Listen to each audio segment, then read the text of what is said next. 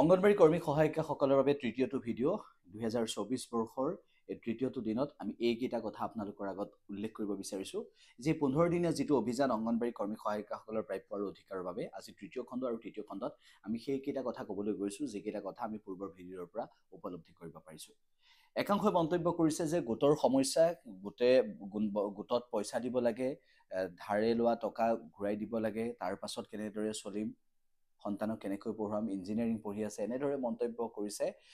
আৰু আমাৰ ভিডিঅ'ৰ জৰিয়তে যিসকলে মন্তব্য কৰিছে সকলোৰে কমেণ্টখিনি আমি পঢ়িছোঁ আৰু তেওঁলোকৰ সমস্যাখিনিৰ কথা ইতিমধ্যে গম পাইছোঁ।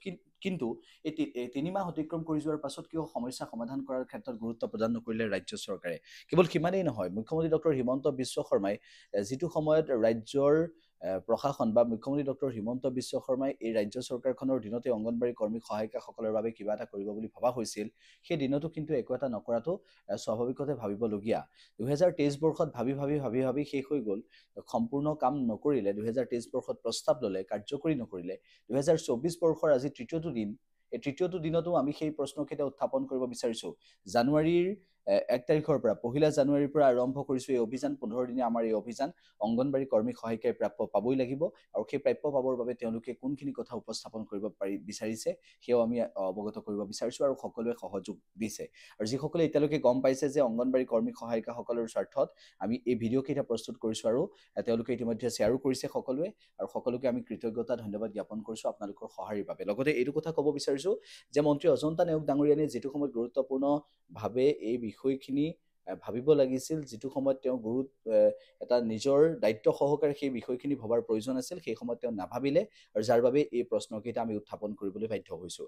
লগতে আমি এইটোও ক'বলৈ বাধ্য হৈছোঁ যে অংগনবাড়ী কৰ্মী সহায়িকাসকলৰ ভৱিষ্যতৰ বাবে, তেওঁলোকৰ সন্তানৰ বাবে, তেওঁলোকৰ পৰিয়ালটোৰ বাবে, তেওঁলোকৰ চিকিৎসাৰ বাবে, তেওঁলোকৰ দৈনন্দিন জীৱন চলি থাকিবৰ বাবে সেই পৰ্যাপ্ত টকাকেইটা হয় জানো, সেইকেইটাই পৰ্যাপ্ত হ'ব পাৰে জানো, এই প্ৰশ্নকেইটা সকলোৰে মনত আছে আৰু প্ৰশ্নটো কৰিছে। সেইবাবে উত্তৰটো আপোনালোকে দিয়ক অতি সোনকালে। এইটো বিচাৰিছোঁ, প্ৰাপ্য অধিকাৰ পাবই লাগিব।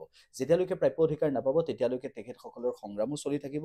অংগনবাড়ী কৰ্মী সহায়িকাসকলৰ সন্থাও আছে, হয়তো আমি কথাও পাতিছিলোঁ পূৰ্বতে, কিন্তু তেওঁলোক সক্ৰিয় নে নিষ্ক্ৰিয় সেয়াও আমি ভালদৰে নাজানো। কিন্তু এটা কথা আমি স্পষ্ট ভাষাত কৈ দিছোঁ যে অংগনবাড়ী কৰ্মী সহায়িকাসকলৰ প্ৰাপ্য অধিকাৰৰ বাবে, প্ৰাপ্য অধিকাৰৰ এই সংগ্ৰামখনৰ বাবে তেওঁলোক কেনেদৰে আগবাঢ়ি গৈছে সকলোৱে দেখিছে, আৰু তেওঁলোকক সহায় কৰিবৰ বাবে সকলো স্তৰৰ জনতা ওলাই আহিব লাগে। অসমৰ প্ৰতিটো স্তৰৰ লোক ওলাই আহিব লাগে। 1,21,000 অংগনবাড়ী কৰ্মী সহায়িকাক ইমান কম মাননি দি, তেওঁলোকৰ হতুৱাই ইমান কাম কৰাবলৈ চেষ্টা কৰাটোৱে প্ৰকৃতপক্ষে কি সূচাইছে, সেইখিনি কথাও এবাৰ ভাবি চোৱাৰ প্ৰয়োজন আছে।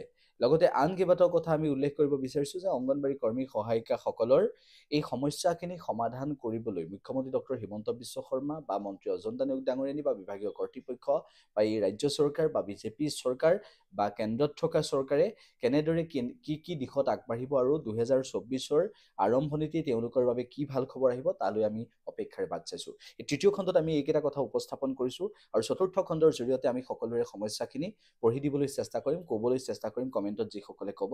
আৰু সকলোকে আমি আহ্বান জনাইছোঁ ভিডিঅ'টো শ্বেয়াৰ কৰিব আৰু ছাবস্ক্ৰাইব কৰিব আমাৰ চেনেলটো।